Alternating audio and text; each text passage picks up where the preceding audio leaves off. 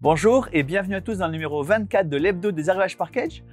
Comme on a de plus en plus de followers et qu'on a envie de continuer cet hebdo, on a fait un peu d'investissement, on a acheté des nouvelles lumières, un nouveau son, une nouvelle caméra, donc on espère encore plus de qualité pour vous. On démarre tout de suite. On démarre tout de suite avec Ragnarok Star, un jeu à l'humour omniprésent. Vous êtes des groupes de rock qui vont aller recruter des fans dans le Valhalla. C'est un jeu qui se joue en simultané, donc tous les joueurs vont faire de la même programmation en même temps. Vous allez choisir donc vos actions sur une petite tuile effaçable. Et puis en fonction de vos actions, vous allez recruter dans différentes îles différents types de fans avec des missions à faire pour vous ou en commun. Avec aussi une notion de prise de risque, puisque si vous remplissez votre salle, c'est parfait. Si elle est trop pleine, vous allez avoir des soucis. Donc c'est Ragnarok Star. On continue avec Curators. Alors dans Curators, vous êtes un directeur de musée. Vous allez devoir améliorer votre musée en prenant des nouvelles pièces. Vous allez utiliser vos employés au mieux pour ça. Et avec une petite particularité, c'est que vous avez des jetons actions et qu'à chaque fois que vous utilisez une action, vous retournez le jeton et donc vous la rendez disponible sur une autre face. Et donc vous rendez des actions différentes disponibles au joueur suivant, avec la particularité que si vous avez deux fois la même action, vous allez pouvoir faire l'action en double, donc être beaucoup plus efficace. C'est Curators, un jeu de 1 à 4 joueurs. Masters of Renaissance, c'est un jeu qui est basé sur l'univers de Lorenzo le Magnifique, et par les mêmes auteurs d'ailleurs que Lorenzo le Magnifique. Lorenzo le Magnifique, c'est un jeu qui a eu un gros succès, moi c'est un jeu que j'aime beaucoup, il est dans le top 100 de BGG. Ici, Masters of Renaissance, c'est un jeu qui a été simplifié par rapport à Lorenzo le Magnifique, avec un nouveau système de collecte de ressources très original, avec un système de plateau avec des boules dessus, et le principe c'est qu'on va rentrer une boule soit par une ligne, soit par une colonne, et on va récupérer les ressources qui sont sur cette ligne ou sur cette colonne, avec un système de boules qui ne collecte rien, donc qui vont venir vous déranger dans votre stratégie. Et voilà, est-ce qu'on va chercher plutôt les ressources dont on a vraiment besoin à un instant T ou au contraire aller chercher un maximum de ressources. Mais une fois que vous avez collecté les ressources, c'est pas fini parce que vous avez pas mal de contraintes sur le stockage des ressources et sur leur transformation. Donc attention de ne pas collecter tout et n'importe quoi au hasard parce que vous allez vous retrouver très vite coincé. C'est un jeu à la grande profondeur stratégique. Il y a pas mal de stratégies différentes à faire et pas mal de tactiques également. C'est Masters of Renaissance dans l'univers de Lorenzo le Magnifique. On est en plein Eurofoot 2020. Et c'est le moment de ressortir les jeux qui ont un thème foot. Et notamment, c'est l'arrivée de Dream Team. Alors Dream Team, c'est un jeu qui n'a de foot que le thème, puisque vous pouvez très bien jouer sans rien connaître au ballon rond. Plutôt un jeu d'ambiance, plutôt pour animer vos soirées. Le principe, c'est plutôt un défi entre deux équipes avec différents types d'épreuves, des improvisations, du dessin, du chant, plein de choses. Avec un arbitre au milieu qui est là pour réguler un peu la partie. Ça se joue sur 1h30, évidemment. Deux équipes donc à 11 joueurs et même plus si vous le voulez. Et puis j'en profite pour vous dire qu'est ressorti Foot Club. Alors là c'est plutôt pour les vrais amateurs de foot avec vraiment un jeu stratégique. Vous allez recruter des joueurs, gérer le coaching de votre match. Ça se joue exclusivement à deux, donc deux jeux très différents. Voilà, un jeu vraiment d'ambiance avec un thème foot général Dream Team. Un jeu vraiment de tactique et de stratégie sur le foot, c'est Foot Club. Et profitez bien de l'euro.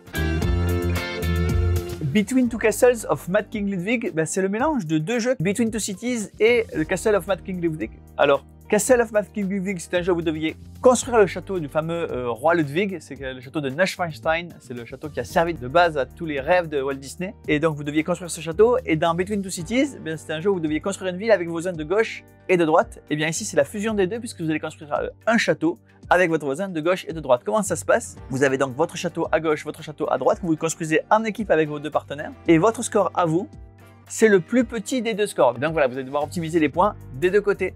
Un jeu qui se joue assez rapidement, même quand vous êtes nombreux, puisque c'est un jeu qui se joue en simultané. Vous allez choisir les tuiles que vous mettez à gauche et à droite en même temps que vos adversaires. Et donc du coup, il n'y a pas de temps d'attente. C'est Between Two Castles of Mad King Ludwig. Et après avoir construit un château, vous allez détruire un château. Dans Château et Catapulte, c'est vraiment un jeu très familial à partir de 4 ans. Le principe est que vous allez construire avec des briques un château pour défendre votre armée.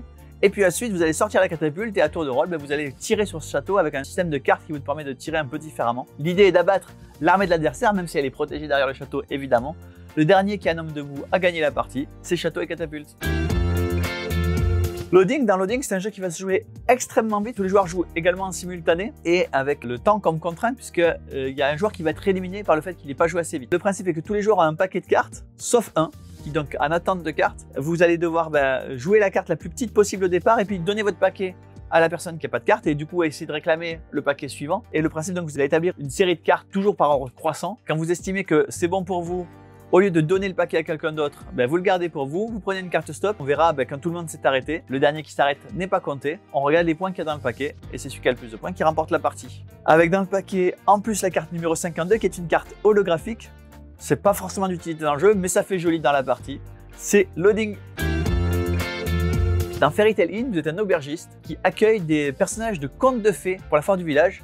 Et le principe, donc, c'est que vous allez devoir placer ces personnages de contes de fées le plus facilement possible. Un twist du puissance 4, vous jouez donc exclusivement à 2 évidemment, vous allez prendre des personnages de contes de fées et les placer dans le plateau, donc soit le personnage vers vous, soit votre adversaire va placer également le personnage vers lui. Et en fonction des personnages, vous allez avoir une façon différente de marquer des points. Par exemple, les petits cochons, ils aiment bien être les uns à côté des autres. Donc plus vous allez avoir de petits cochons qui se touchent et plus vous allez marquer de points. Inversement, les princesses, elles préfèrent être pas trop loin mais pas trop près. Donc en diagonale, ça marche pour marquer des points pour les princesses, et etc. Pinocchio aime bien être à côté des tuiles de votre adversaire. Voilà un jeu assez simple, mais à la fois avec pas mal de profondeur stratégique. C'est Fairy Tail Inn.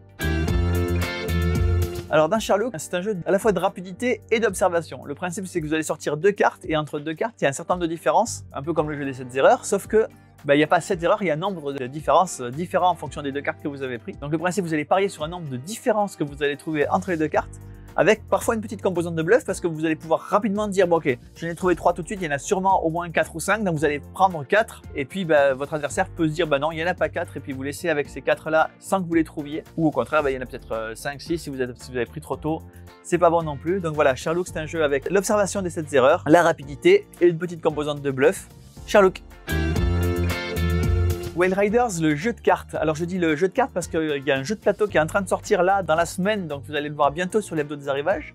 Whale Riders, c'est un jeu de Rainer Knizia, dont je vous parle régulièrement ici parce qu'il a une production énorme, le docteur Rainer Knizia, illustré par Vincent Dutré qui fait aussi également énormément d'illustrations, donc vraiment la Dream Team. C'est un jeu qui se joue, alors sur la boîte c'est écrit de 2 à 5, c'est plutôt à partir de 3 voire 4 joueurs. Un jeu tout simple où vous allez juste jouer une carte et piocher une carte avec un système de paris où on va essayer de compléter des familles avec ses adversaires, donc jouer la 6e carte numéro 6, la 7e numéro 7.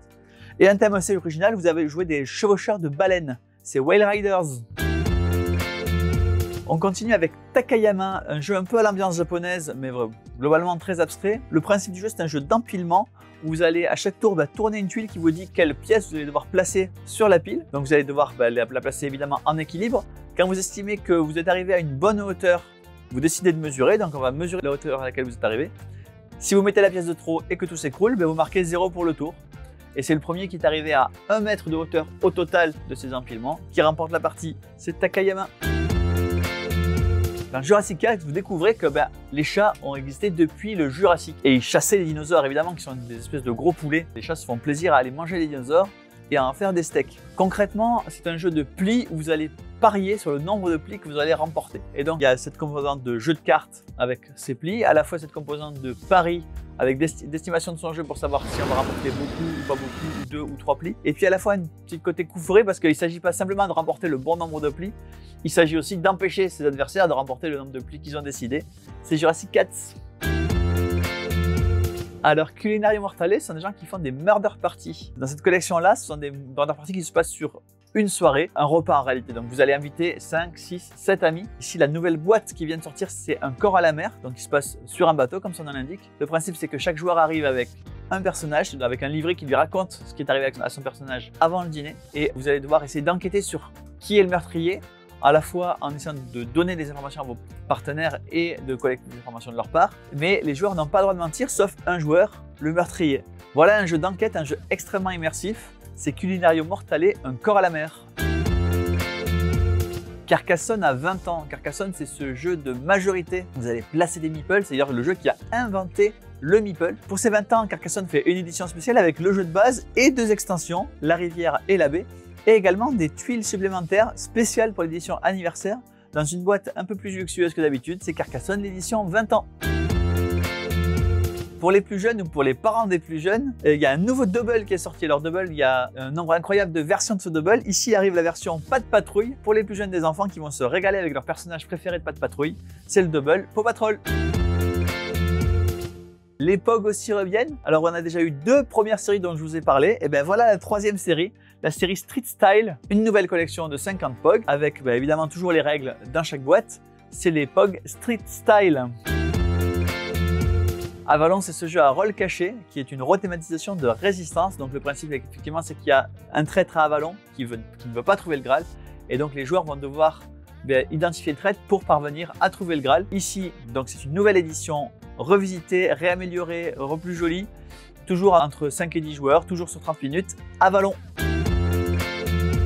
Et bien voilà, le numéro 24 de l'Hebdo Désherbage par Kedge, c'est terminé. J'espère qu'il vous a plu et je vous donne rendez-vous la semaine prochaine.